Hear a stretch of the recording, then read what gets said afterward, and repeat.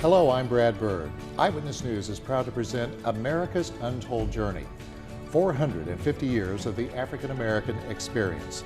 This special program tells the long, often forgotten history of the role of blacks living free and the founding of the first settlement in the United States. What many people might not know is that the first African Americans to reach the New World were not slaves. They were engineers, farmers, and interpreters who helped the Spanish establish what is now St. Augustine, Florida. The first city in the United States, this settlement would later become a major destination for those using the Underground Railroad to escape the bonds of slavery during the 19th century. This is America's Untold Journey.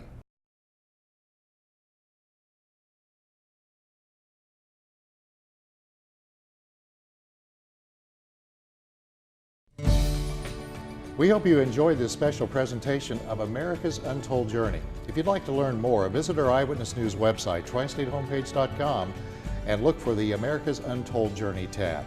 And if you'd like to learn more about local history here in the Tri-State, we invite you to visit Evansville's African American Museum or the Lyle Station Consolidated School Museum in Gibson County, Indiana. I'm Brad Bird. Thanks for watching.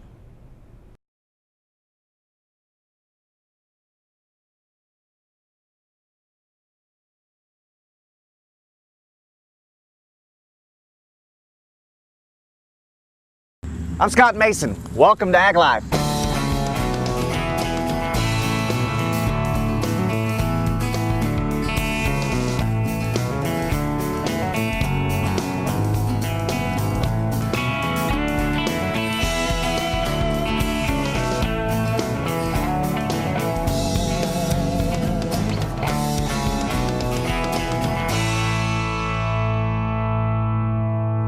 If you like stories about family farms like I do, you're going to love today's story. We're going to go with Mark Noss and his family, learn a bunch about excavating. Come join us.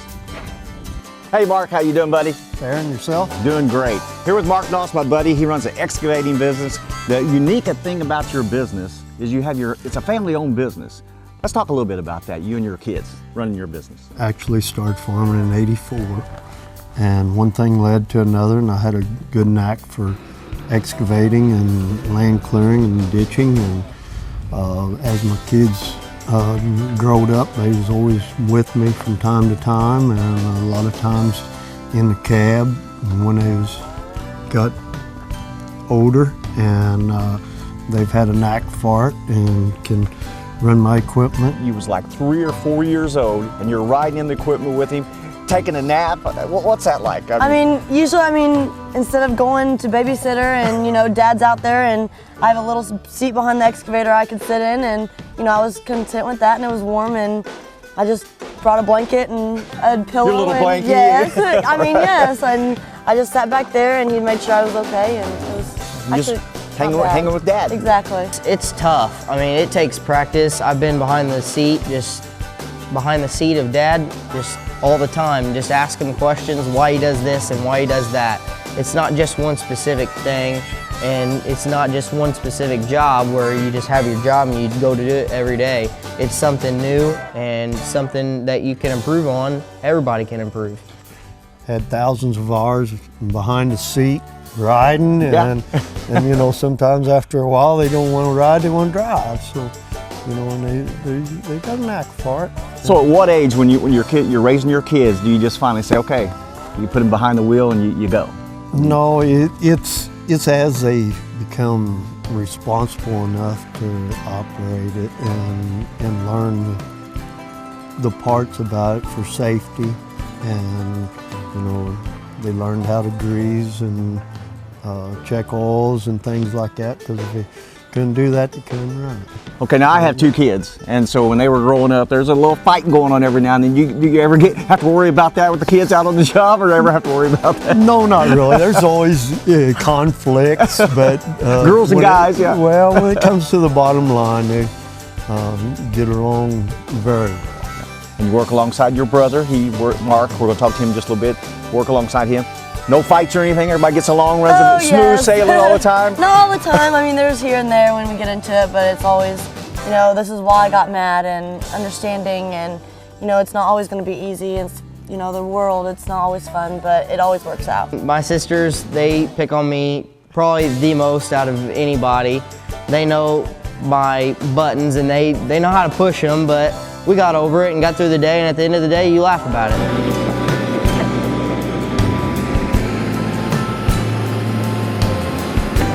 Now working for your dad, what's the biggest thing that he's instilled in you? I mean, he's showed you the craft, you've learned from him, but what's one of the biggest things that you can say you've taken from your dad? Probably work ethic. I mean, work ethic is probably the biggest thing that he's shown to me. Just don't give up and just keep on going. And my son, he's kind of taken my footsteps somewhat, and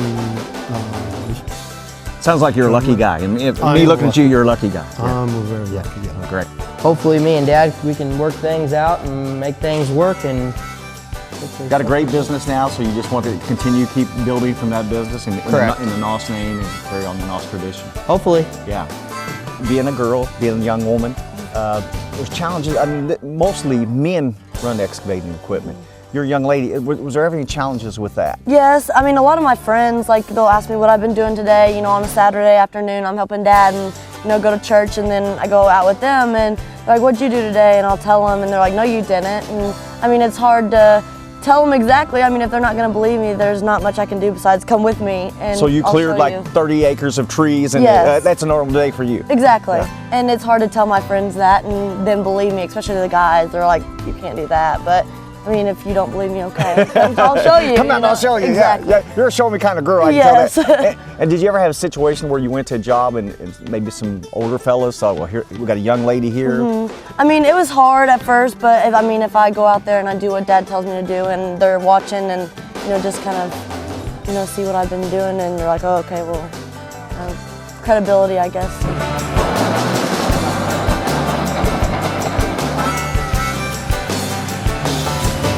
When you were young, you slept back here, right? Yes. 2, 3 years old. Now you get to the sea. Yes, I didn't just come to the seat. Usually, I mean, I was back there, and then I would want up here, you know, closer to see what he's doing, and he would set me right here, and I would just sit there, and he would just go around me, and I mean, that's mainly On-the-job how you training learn. right there. Exactly, it's Yeah. hands-on, and sometimes I'd put my hands over his hands just to watch him, or, you know, feel how he does it, and so I could learn. What's the scariest thing that's ever happened to you? Probably breaking this window, because I mean, before the cage was here, I was rolling back and there was a limb on the track and it had flipped up on me and shattered it. I mean, it's very typical happen, especially tearing down trees and limbs everywhere, and can't see everything. So Okay. yeah. All right. Well, I want you to show me how to run this thing. I'm ready to take over. I want to drive it. For a while. Okay. So, all right.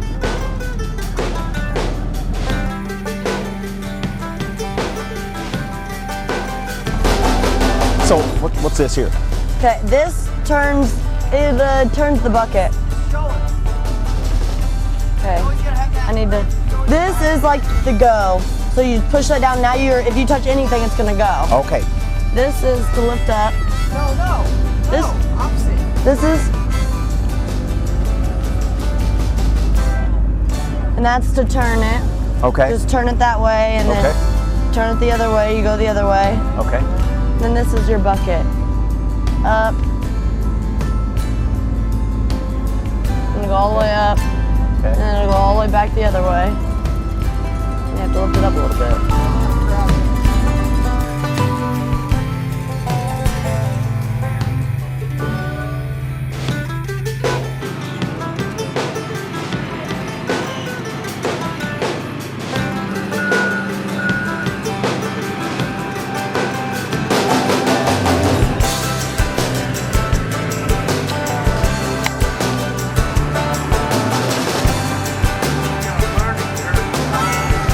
Nothing to it. Pretty good. All right, guys. Am I hired? Am I part of the family? We'll be back with more AGlife.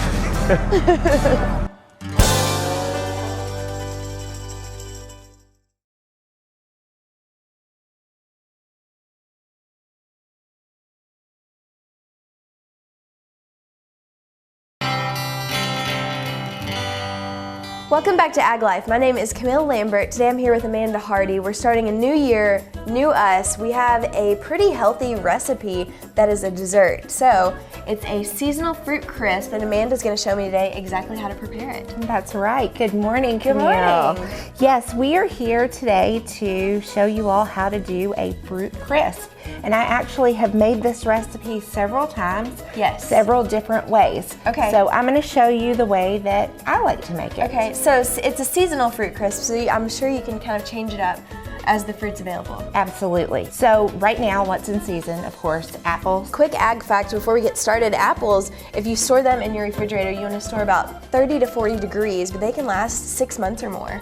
So it's a really good thing to prepare all winter long. So you want to pour in about 3 cups of sliced apples. And we're gonna go ahead and put these in the baking dish, right? And yes, and you can slice these, chop these. Okay. We've got these sliced because they look pretty that way. Yeah. Now, Camille, you notice that these are turning a little bit brown, right? Just a little, you know, we sliced them up a couple minutes ago. Absolutely.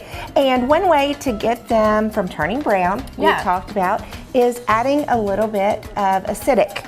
So Yes, one this way is of where doing she that helps me.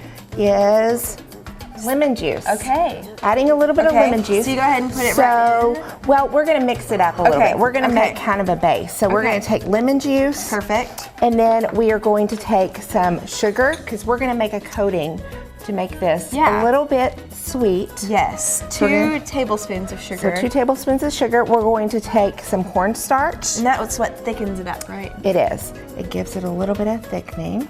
There's that in there. That stuff is real thick. And then we are going to take some water, and we're going to measure out this water. It's 1.5 teaspoons. Okay. Just makes it a little more liquidy. I'm just going to kind of eyeball it. Yeah. And then we're just going to mix that up all together real good. Okay. Then what? And then you're going to pour that over the apples, and then we'll stir that up together real good.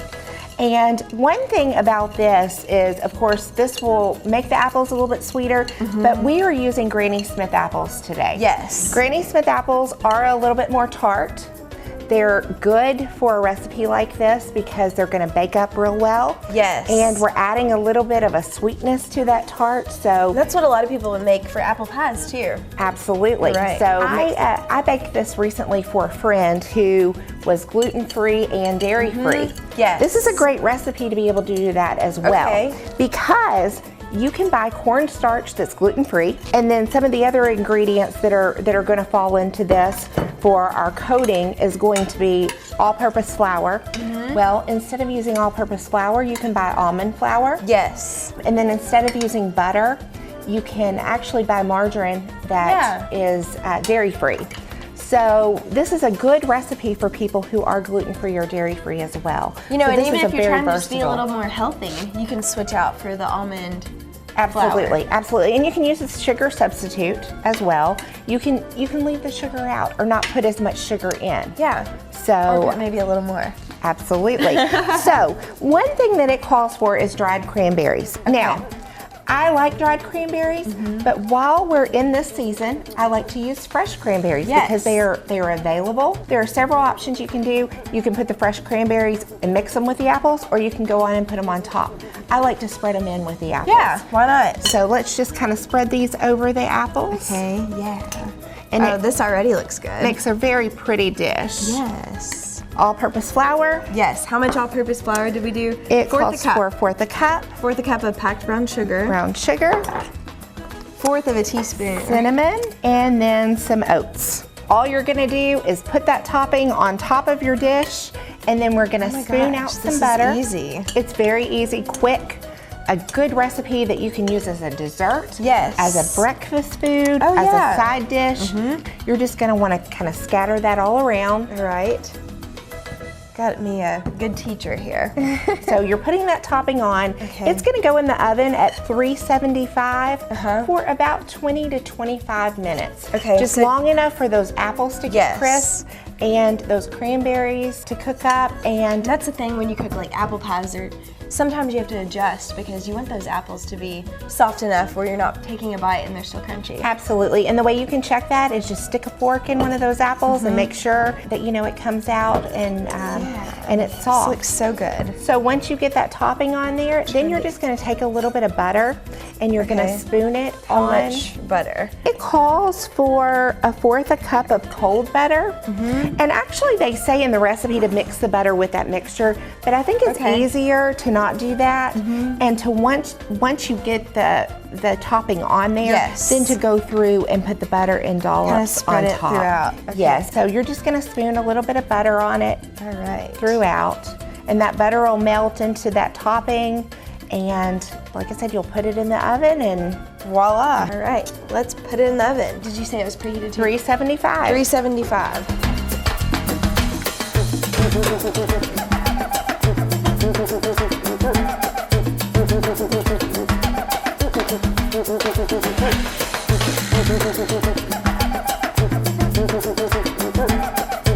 Okay, we got it out of the oven. We're ready to garnish with dried cranberries and dig in. All right, I'm just gonna sprinkle a little bit. Hopefully it comes out okay. Just to give it a little bit more of a appetizing look. Yeah.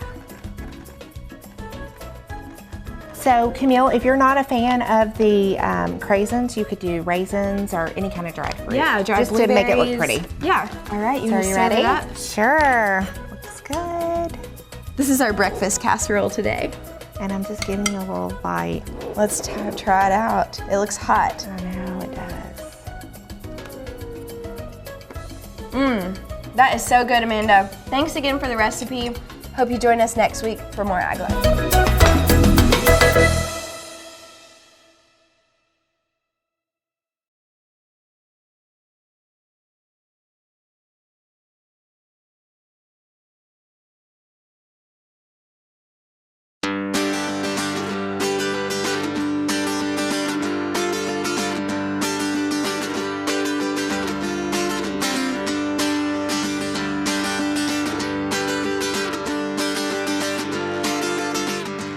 I am Marley Trandle, and I am a master's student, second-year master's student, so I help to manage this farm, take care of the worms, and I also do a lot of work under Dr. Walters. I manage all of his research. Like being able to watch something start from like a really minute seed to growing into like a flourishing plant is absolutely beautiful to me. The fact that I get to communicate with students, researchers, professors on a daily basis and learn about the land and about production is absolutely amazing. This is the SIU Center for Sustainable Farming, and it is about a 2.5 acre farm, and we practice all organic methods, although we are not certified organic. With that, we also do a lot of sustainable production techniques. And we grow a wide array of vegetables and herbs here. From fall, we have our leafy greens, your beets, your radishes, to spring. And then also we do a lot of summer production. So actually we're just ending with our solanaceous crops, tomatoes, peppers, eggplant, potatoes, sweet potatoes. The list goes on. We grow vegetables. We then sell those vegetables to the dining halls on campus.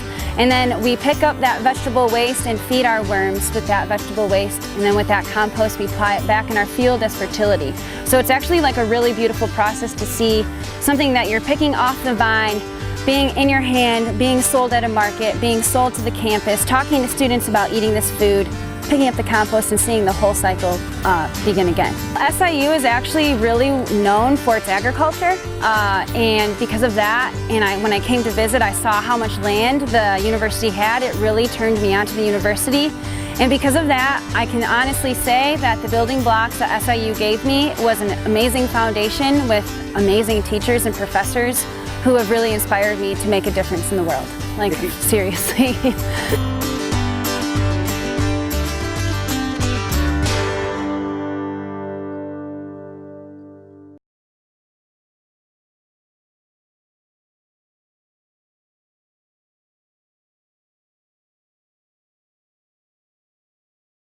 Hi, I'm Scott Mason, host of AGlife. We hope you enjoy watching the show as much as we enjoy bringing it to you. Now we want to make it even better for you. Write us at AGlife at tristatehomepage.com. Tell us what you would like to see on future episodes of the show. And if you're a farmer or know of a farmer that has a great story to tell, let us know that too. We'll see you next week on AGlife.